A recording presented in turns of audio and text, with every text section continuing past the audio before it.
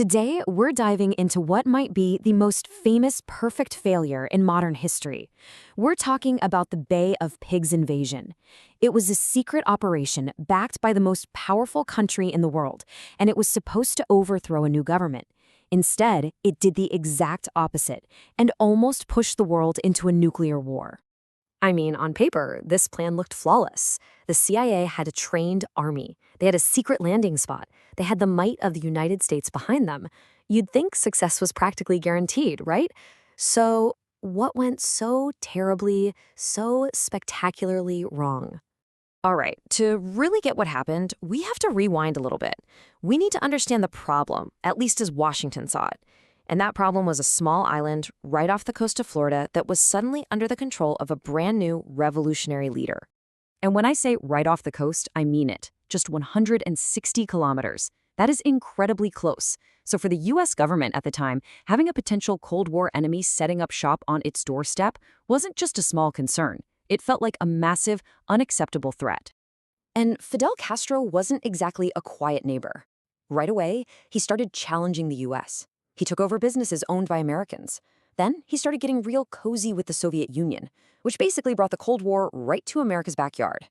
And all of this upheaval caused thousands of Cubans who opposed Castro to flee, many of them right to the U.S., desperate to one day get their country back. So, with this threat brewing so close to home, Washington decided it couldn't just sit back and watch. The CIA was given the green light to come up with a plan, a secret plan to deal with Castro. And they weren't messing around. They put some serious money behind us.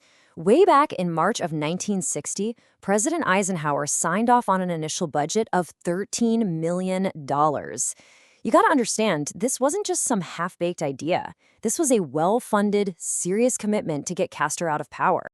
So here's what the CIA cooked up. And it sounds pretty simple when you break it down. Step 1, train an army of about 1,400 of those Cuban exiles we just talked about. Step 2, launch a surprise invasion at night at a remote beach called the Bay of Pigs. Step 3, use American air power to support them. And then step 4, this was the big one, the critical piece, they assumed the invasion would spark a massive uprising among the Cuban people, who would then join the fight and march all the way to Havana. So, you see, the whole plan was built on a few key assumptions. That it would be a surprise, that air support would be effective, and, most importantly, that the Cuban people were just waiting to be liberated. But as we're about to see, every single one of those assumptions was dead wrong.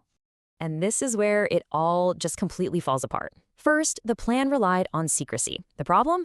It was one of the worst-kept secrets ever. Castro knew they were coming. Second, the plan needed to destroy Cuba's small air force on the ground. But the airstrikes were a total flop.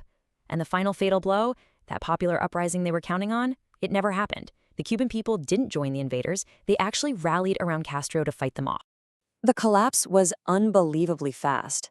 I mean, on April 17th, those 1,400 exiles hit the beach, thinking they'd find weak resistance.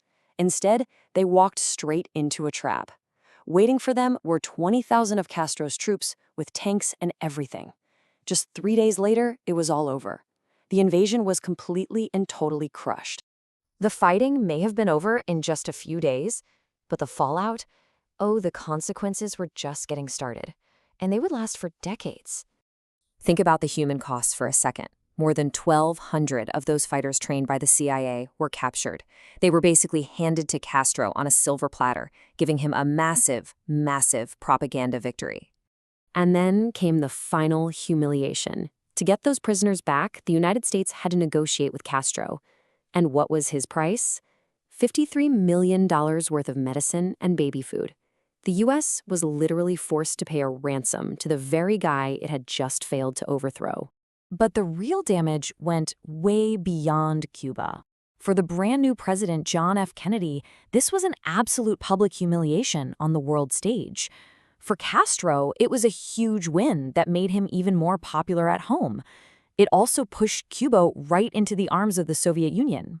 And maybe the most dangerous part of all, it made the Soviet leader, Khrushchev, look at Kennedy and see a young, weak president who can be pushed around. And that belief would lead them straight to the brink of nuclear war during the Cuban Missile Crisis just a year later. In the end, Kennedy himself knew exactly how this disaster made him look to his biggest rival. This quote is chilling because it shows he understood that the Bay of Pigs wasn't just a military loss. It was a personal test that he had failed in Khrushchev's eyes, and that failure set the stage for much bigger, much scarier conflicts to come. It really makes you wonder, doesn't it? How much of history is shaped not by big plans, but by how leaders see each other's strength and weakness.